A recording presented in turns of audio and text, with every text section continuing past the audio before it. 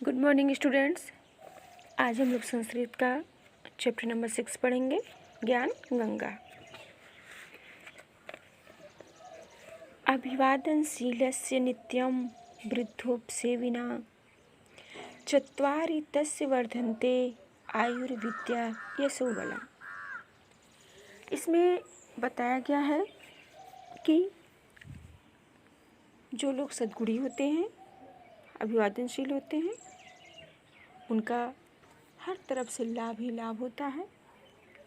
तो पहले श्लोक में ही दिया बताया गया अभिवादनशील से माने अभिवादनशील, विनम्रताशील, नित्यम माने सदैव, वृद्धोपसेविना माने वृद्धों की सेवा करते हैं, चत्वार माने चार, तस्य माने उनके, वर्धन्ते माने बढ़ते हैं, आयुर्विद्या आयु विद्या, यशो बलम यश बल। अभिवादनशीलस्य नित्यम वृद्धोपसेविना, जो व्यक्ति या जो लोग अभिवादनशील होते हैं अर्थात अपने बड़ों की आज्ञा का पालन करते हैं, नित्यम वृद्धोपसेविना और सदैव वृद्धों की सेवा करते हैं, चत्वारि तस्य वर्धन्ते उनकी चार चीज़ें बढ़ती हैं, आयु विद्या यशो बलम, आयु विद्या यश बल। पुरुष देखे अभिवादनशीलस्य नित्यं वृद्धोपसेविना चत्वारि तस्य वर्धन्ते आयुर्विद्या यशो बलम। जो लोग अभिवादनशील होते हैं, सदैव वृद्धों की सेवा करते हैं, उनकी चार चीज़ें बढ़ती हैं, आयु विद्या यश और बल। दूसरा श्लोक देख लिए, उद्यमेन ही सिद्ध्यन्ति कार्याणि न मनोरथैः, न हि सुप्तस्य सिंहस्य प्रविशन्ति मुखे मृगाः। उद्यमेन ही माने परिश्रम से ही, सिद्ध्यन्ति माने सफल होते हैं, कार्याणि माने कार्य, न माने नहीं, मनोरथ माने इच्छा, अभिलाषा या आकांक्षा, सुप्तस्य माने सोए हुए, सिंहस्य माने शेर के, प्रविशन्ति माने प्रवेश करता है, मुखे माने मुख में, मृगा माने शिकार या हिरण। उद्यमेन ही सिद्ध्यन्ति कार्याणि न मनोरथ है। दूसरे श्लोक में बताया गया है कि परिश्रम करने से ही, मेहनत करने से ही कार्य सफल होते हैं, कार्य की सिद्धि होती है। न मनोरथ है, मात्र विचार करने से या इच्छा करने से कार्य नहीं होता है।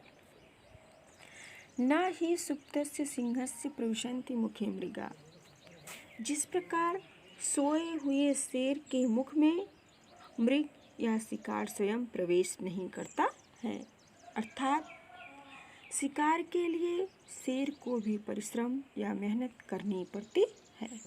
फिर देखिए, उद्यमेन ही सिद्ध्यन्ति कार्याणि न मनोरथ है, कि परिश्रम करने से ही, मेहनत करने से ही कार्य सफल होता है या कार्य की सिद्धि होती है। न मनोरथ है, मनोरथ इच्छा या आकांक्षा करने से कार्य सफल नहीं होते हैं। न ही सुप्तस्य सिंहस्य प्रविशन्ति मुखे मृगा, क्योंकि सोए हुए शेर के मुख में मृग या शिकार स्वयं प्रवेश नहीं करता है, अर्थात शेर को भी अपना शिकार पाने के लिए मेहनत करना पड़ता है या परिश्रम करना पड़ता है। तीसरा श्लोक देखिए,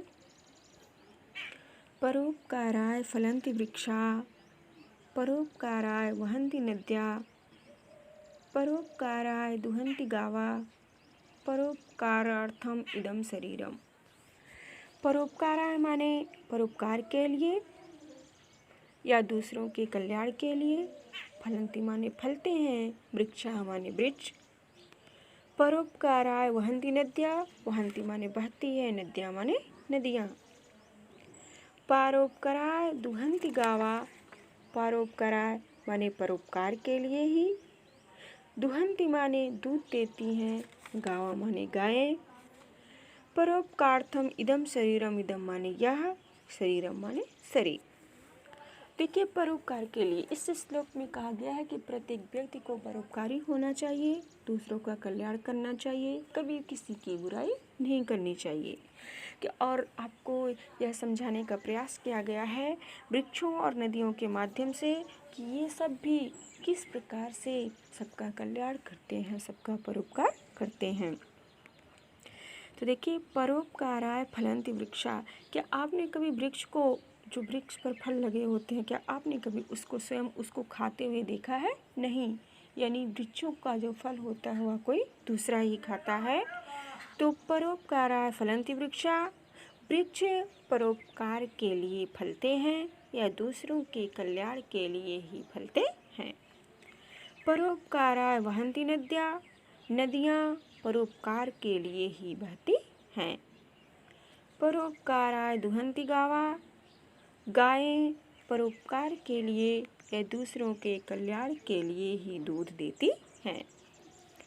परोपकारार्थम इदम शरीरम, यह शरीर परोपकार के लिए ही है। इदम माने यह शरीर परोपकार के लिए ही है, अर्थात हमें भी परोपकार करना चाहिए। फिर से देखिए, परोपकाराय फलन्ति वृक्षा, वृक्ष परोपकार के लिए ही फलते हैं या वृक्षों पर परोपकार के लिए ही फल लगते हैं। परोपकाराय वहन्ति नद्या, नदियाँ परोपकार के लिए ही बहती हैं। परोपकाराय दुहन्ति गावा, गायें परोपकार के लिए दूसरों के कल्याण के लिए ही दूध देती हैं। परोपकार्थम इदम शरीरम, यह शरीर परोपकार के लिए ही है, अर्थात हमें भी अपने शरीर के माध्यम से दूसरों का कल्याण करना चाहिए, दूसरों का परोपकार करना चाहिए।